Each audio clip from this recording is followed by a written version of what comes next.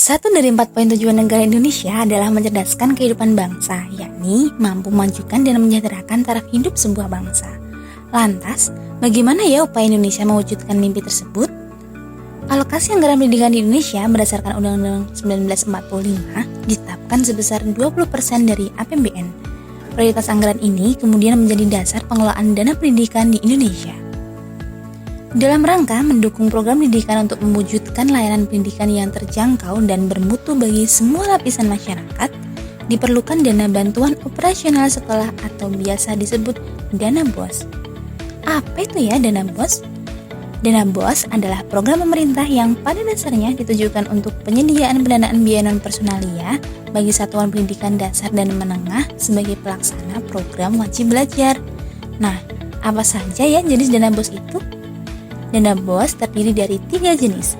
1. Dana BOS reguler, yaitu program pemerintah pusat untuk penyediaan pendanaan biaya operasional bagi sekolah yang bersumber dari dana alokasi khusus non-fisik.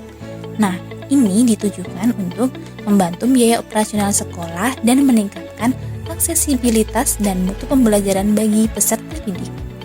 2. Dana BOS afirmasi.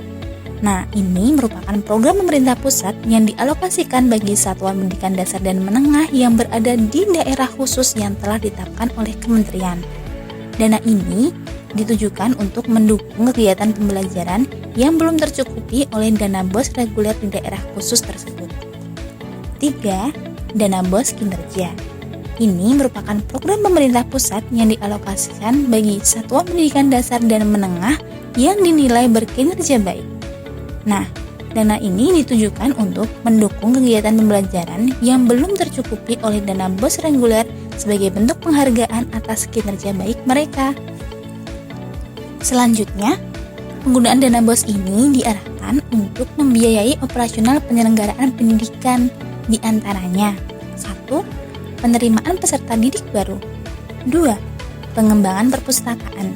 3. Kegiatan pembelajaran dan ekstrakurikuler. 4. Kegiatan asesmen atau evaluasi pembelajaran. 5. Administrasi kegiatan sekolah. 6. Pengembangan profesi guru dan tenaga kependidikan. 7. Langganan daya dan jasa. 8. Pemeliharaan sarana dan prasarana sekolah. 9. Penyediaan alat multimedia pembelajaran. 10. Penyelenggaraan bursa kerja khusus, praktik kerja industri atau praktik kerja lapangan di dalam negeri. 11. Pemantauan kepekerjaan, pemagangan guru dan lembaga sertifikasi profesi pihak pertama. Dan 12. Pembayaran honor maksimal 50% dari alokasi dana BOS yang diterima oleh sekolah. Nah, selama masa kedaruratan COVID seperti ini, penggunaan dana BOS mendapatkan fleksibilitas, bisa digunakan untuk 1. Pembelian pulsa, paket data, atau layanan daring berbayar dalam rangka pembelajaran dari rumah. Selain itu, dana BOS juga bisa digunakan untuk membeli cairan sabun pembersih tangan, pembasmi kuman atau disinfektan, masker, atau penunjang kebersihan lainnya. Kemudian, di masa COVID seperti ini, pembayaran honor pada guru honorer juga dapat melebihi ambang batas 50% dari alokasi dana BOS. Berdasarkan Permendikbud nomor 8 tahun 2020, dana BOS dilarang digunakan untuk 1. Disimpan dengan maksud untuk dibungakan. 2. Dipinjamkan kepada pihak lainnya. 3. Membeli perangkat lunak untuk pelaporan keuangan dana BOS reguler atau perangkat lunak lainnya yang sejenis. 4. Untuk sewa aplikasi pendataan atau aplikasi penerimaan peserta didik baru dalam jaringan. Selanjutnya, dana BOS juga dilarang untuk digunakan membiayai kegiatan yang tidak menjadi prioritas sekolah.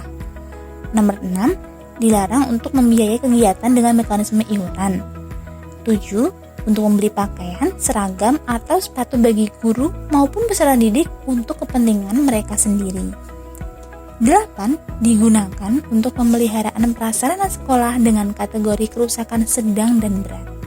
9, untuk membangun gedung maupun ruangan baru.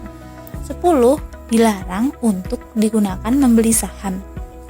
11, dilarang digunakan untuk membiayai kegiatan dalam rangka mengikuti pelatihan, sosialisasi, pendampingan terkait program BOS reguler atau perpajakan program BOS reguler. 12. Untuk membiayai kegiatan yang telah dibiayai secara penuh dari sumber dana pemerintah pusat, pemerintah daerah, atau sumber lainnya. 13. Dilarang digunakan untuk melakukan penyelewengan penggunaan dana BOS reguler untuk kepentingan pribadi atau kelompok tertentu. 14. Bertindak menjadi distributor ataupun pengecer pembelian buku kepada peserta didik di sekolah yang bersangkutan. Nah, setelah mengetahui nih sasaran dan larangan penggunaan dana BOS, maka untuk mewujudkan pengelolaan dan penggunaan dana BOS secara tepat, efektif, dan efisien, diperlukan peran serta masyarakat sebagai external controller penggunaan dana BOS. Apa saja yang bisa dilakukan masyarakat? 1. Masyarakat dapat ikut tergabung dalam perwakilan komite sekolah. Masyarakat melalui perwakilan komite sekolah diharapkan dapat bertindak sebagai 1. Pemberi pertimbangan dalam penentuan dan pelaksanaan kebijakan pendidikan di satuan pendidikan. 2. Sebagai pendukung, baik yang berwujud finansial, pemikiran, maupun tenaga dalam penyelenggaraan pendidikan di satuan pendidikan. 3. Sebagai pengontrol dalam rangka transparansi dan akuntabilitas penyelenggaraan dan keluaran pendidikan di satuan pendidikan. Dan masyarakat bisa sebagai mediator antara pemerintah dengan masyarakat di satuan pendidikan. Selanjutnya, masyarakat dapat ikut serta mengawasi pengelolaan dana BOS. Masyarakat bisa melakukan pengawasan guna memotret pelaksanaan program BOS di sekolah apabila terdapat indikasi penyimpangan dalam pengelolaan dana BOS. Kemudian, masyarakat bisa memantau melalui laman bos.kemdikbud.go.id. 3. Masyarakat dapat terlibat dalam upaya reformasi pendidikan sekolah. Reformasi ini mendukung akuntabilitas sekolah yang lebih kuat melalui pembentukan organisasi pengaturan sekolah yang lebih inklusif dan melibatkan orang tua serta masyarakat setempat, yakni dengan memberikan otonomi yang lebih besar kepada masyarakat untuk mengelola urusan mereka sendiri. Dan yang terakhir, masyarakat dapat terlibat dalam pengawasan pelaporan kegiatan sekolah. Masyarakat bisa ikut serta membantu mengawasi setiap kegiatan yang dilakukan sekolah, utamanya kegiatan yang sumber dananya berasal dari dana BOS. Akuntabilitas dan transparansi penggunaan dana BOS untuk kegiatan sekolah adalah hal yang utama yang harus diwujudkan dalam penyelenggaraan pendidikan.